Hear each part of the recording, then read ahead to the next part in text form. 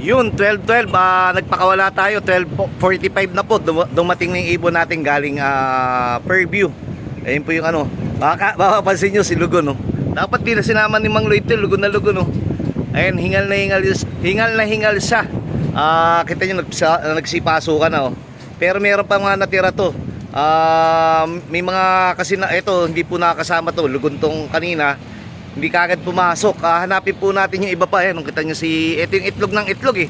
Sabi ko wag na natin isama eh. Sinama pa pala ni Mang Lloyd, oh. Yung iba po wala pa po. Tignan natin. Pero kanina makikita nyo sa reels ko, may naunang isa. Checking ko kung sino po yun. Nakaputing ano naman eh, nakaputing ring checkered. Ayan po, pumasok agad. Ito pa, merong hingal na hingal sa baba. Ayan po. Ayan po. Kasagsagan ng init. Nandito pa rin tayo sa bubong para lang ma-monitor. Ito po kasi pag nagtotos tayo, pagka nakita natin medyo gamay na nila, pwede na po natin ilayo. Pang-apat pa lang naman yung toss natin sa Fairview. Then siguro isa pa. Then ano na tayo? Bulacan, then Pampanga. Tapos ng Pampanga, magbabakuna po tayo. Then pagkatapos natin magbakuna, ito po yung tatlo. Pagkatapos po natin magbakuna, mag-aano naman po tayo. Magpupurga. Nawala na. Ito na natin abangan, mainit eh. Ayan po, itong tatlo. Ito po yung kagandahan dito sa pag-iibong. Kahit na mainit, nagtsatsaga po tayong mag-abang. Mang Lloyd, di na kita tatawagan, mamaya na, minomonitor ko pa eh. 4 na araw na po ako dito sa Santa Mesa, hindi po ako nauwi. Gawa nga po, nagmo-monitor na po ako ng aking mga panlaban. Kasi, habang lumalapit ang training o derby o karera, kailangan napapanood natin sila. Naku, mamaya na natin tutuloy, may ingay po ito. Meron po dito nagpuputol ng puno. Doon po marami na rin naputol na puno. Doon makikita nyo sa reels ko, bitin pa iso. Ayan po, halos ilang minuto. Dati 1 oras po sila eh. 1 hour po nila kinukuha yung Fairview nung unang toss nila. Ngayon po nakuha na lang po nila ng 12:45, 12:12, tapos nag 12:42 o 12 ano, mga 30 minutes lang mahigit. Ayan po, medyo maingay po, mamaya po natin ituloy ha. Ay hindi, okay na, hindi na tinuloy, medyo tumigil na. Puputulin po nila yung malaking puno dyan. Nakarang pinutol na yung kabila kasi nagagawa nga po sila ng building dyan.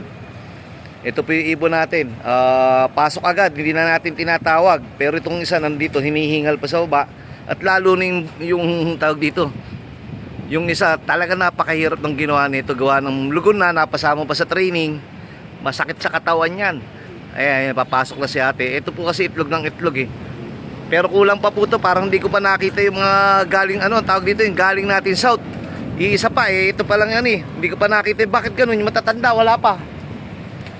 Mang Lloyd, yung tatlong matanda, ay ito yata, ano bang, ay hindi, puti pa rin singsing eh. Yung matatanda, wala pa po. Bababa muna po ako, mainit, magagalit si haring araw eh. Siguro naman po, dadating din naman yan. Kahit malate, ang importante, makumpleto po tayo. Sige po. What's up mga ka-showbiz? Yun mga ka-showbiz, bali ito na yung mga ibon natin. Tingin ko parang kulang 2 na lang eh. O baka mamaya nasa labas lang. Meron kasing iba nasa labas pa, hindi natin ma-check. Ito po yung mga ibon natin, galing po ito ng Fairview. 12:12 po pinakawalan. 12:42, kala ko young bird ang unang dumating. Kala ko kanina, sabi ko wala pa yung all bird namin. Yung una pa lang dumating yung ano, yung finisher natin dito ng south na ito. Akala ko kanina young bird kasi bata tignan eh. Ayan po, ayan po yung unang dumating. All bird po yan. Bali kinuha niya lang ng ano, bali kinuha niya ng 30 minutes. Tingin ko susunod, dapat tumatagal, magiging 20 minutes na o 25 minutes sa Fairview. Ayan, umingay na naman po. Lagot na naman tayo. Then, ito mga young bird natin, nakakita ko, nakakatuwa. May pumasok na po dito BBCM, eh, oh. Ay, naka-BBCM. Pahabol po yan, ha. Mga bata po to. Ayun po, may mga BBCM pa dito. Mukhang makakahabol pa yata yung ating mga BBCM, ha. Ilang piraso po to, eh. Pero, sinubukan lang natin ihabol. Pero, parang maingay na yata.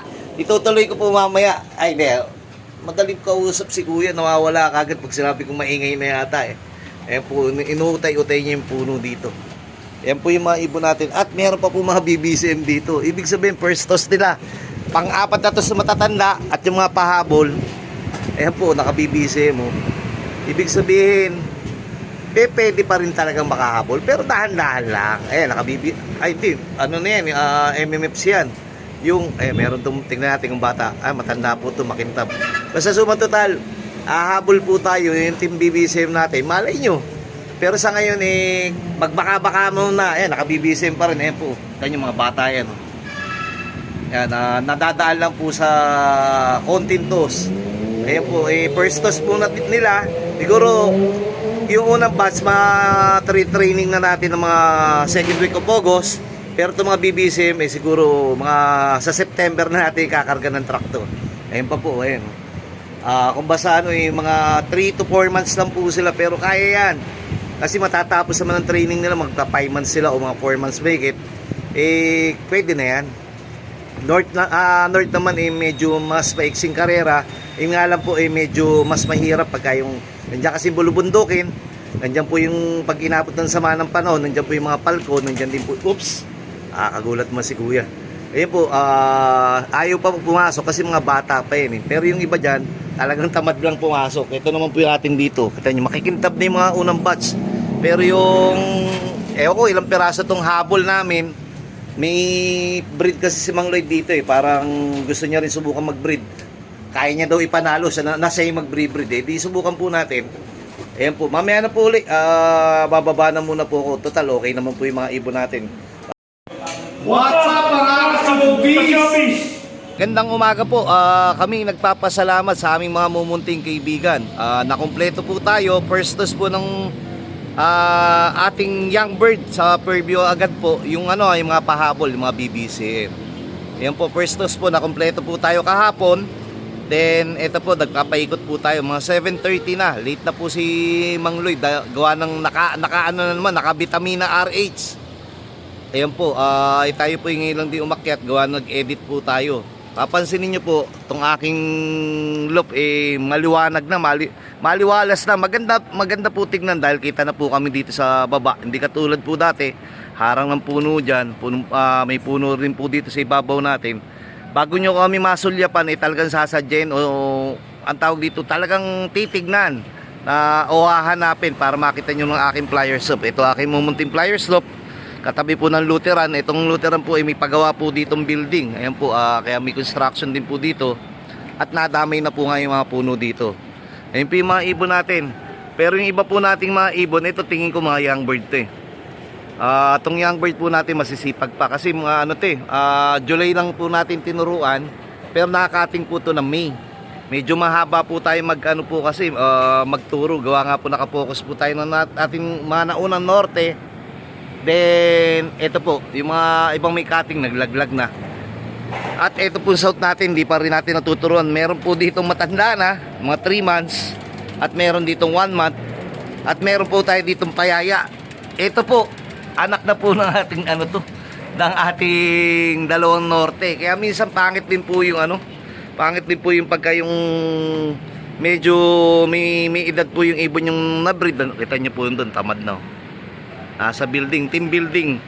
Pakuha po tayo ng paputok. Sumatotal, balik po tayo dito. Pagka medyo matanda na kasi yung ibon natin, nag-iitlugan na. Ang ginawa, sabi ko Mang Lloyd, ito po inbred Lola Stitch MacArthur 2005, walang similya. Pinayaya na lang po namin. Kaysa naman maglimlim yung aming panlaban. Mang Lloyd, boss, nanawa ka na rin kakabato ng itlog, no? Boss. Kasi hindi mo naman pinamimigay. Mamimigay ba yan, boss? Hindi na, dapat naman paano natin bibigay? Basag na. Ang sipag talaga ni Mang Lloyd. Mang Lloyd, ito sipag-sipag mo? Red Doors. Ang sipag-sipag mo mag-inom. Ay, pasensya po, napamura pa tuloy Ayan po yung ibon natin. Sir, bakit ang ibon pagka nai-training na o naitotos? Tamad na, boss. Nga tamad na lumipad. Nagbabaan yung team building, hindi na hinintay yung hindi na hinintay yung paputok ni Mang Lloyd. Nakarinig na napapaputokan, bumaba na kagad. Ito po yung North team natin. Dati 20 plus lang tayo. Siguro ito lumagpas na. Gawa nga ng merong lambing si paring Emil Romero dito. Nagpalipad. Bali 7 piraso. Yung isa kasi itatabi natin pang south na lang. Shoutout kay paring Emil Romero. Ayan, kung hindi nyo po alam, si paring Emilio Romero hindi nakapaglipad ngayon sa PHA. Gawa nga po ulitin natin. gawa ng pag-asenso, nag-iba po yung loop niya dyan. At si paring Emilio Romero nakatira po dito sa aking kapitbahay. Diyan po sa baba, may bahay po dyan. Diyan po sa pansamantalang nakatira, gawa nga po yung mga anak niya o apo niya, dito nag-aaral sa Manila. Ayan po, ito. Mang Lloyd, ang sipag-sipag po talaga. Iinom ka uli? Birthday JM, shout out. Shout out kay JM, happy birthday! Iyon, nagpapaluto na ng kalderetang baka at ewan ko basta ako meron akong doon, T-bone. I-steak natin saka ang tawag dyan, ribeye. Sir, Boss! may dalawang young bird ka na dito ah. Di ba dalawang, pare ba itong parehong naka-metro? Yung magulang, yung Basco, no? Miss Basco at saka Daddy Basco cross. Boss! White flight, di ba yung isa? Tapos yung isa may tama sa ilong? Okay, ito mo, kabisado ko, no? Ayan po, pagka kami nag-breed, kami po naglilipad, natatandaan nyo po kung ano yung lahi. Ang linis na tignan, no? Maganda po itong malinis na tignan, pero mainit na rin to, sir, no? Sayang puno. Ayun, ayun po yung kinaganda. At siyempre, kapag may maganda, meron din pong disadvantage, meron din pong advantage. Ayan po yan. Advantage po niya, natatakpan po kami. Medyo hindi po ganun kainit. Pero disadvantage naman po, nga, medyo prone na tayo lalo dito sa, tawag dito, ito sa kuryente. Humaba na yung pwede nilang tamaan o salpukan. Ayan, tingnan nyo, ganda tignan ng ibon natin, sisipag. Yung mga bata masisipag, pero yung mga team building, sir, yung mga bata masipag pa eh. Yung team building, Dito ko na yan, boss eh. o nga pala, kita mo naman, ininom ko kahapon yung timpla mong ganyan ha. Boss. Sarap pa, boss. Ay, awa ng Diyos ngayon, durog ang uric acid ko para akong balda. Pero ako, kasi bite po kasi nagna-natural ngayon, yung pansit-pansitan sa kaganyan, ang problema, pagka nagpapansit-pansitan ka at saka yung natural na ganyan, nadudurog po yung uric acid yun, sumasakit yung mga joints. Pero part yan, basta gagaling, walang problema. Kaso sir, dapat iwasan yung kumain ng masarap at Inom ng alak. sige, wag tayo inom mamaya Hindi, uwi ako sa breeder's lab ko. Pero paano nga po ba yung titimbangin? Birthday po ng aking pamangkin. Happy birthday, Jem! Naway masunod yung pangarap mo. Pangarap ng aking pamangkin na makatapos man lang at maging doktor. Di ba, sir? Tama po kayo. Kung hindi ka rin namang tumigil, kung doktor ka na dati, di ba? Yung doktor ng bus. Dapat tigil lang ng pag-aaral. Kaya napapunta sa konduktor Ayun na po, mamaya po natin ituloy. Nangangalay ni Subait, pero yung ibon natin, ayun na po, bababa na Good luck po sa lahat. Happy flying. Malapit na po tayo mag-toss.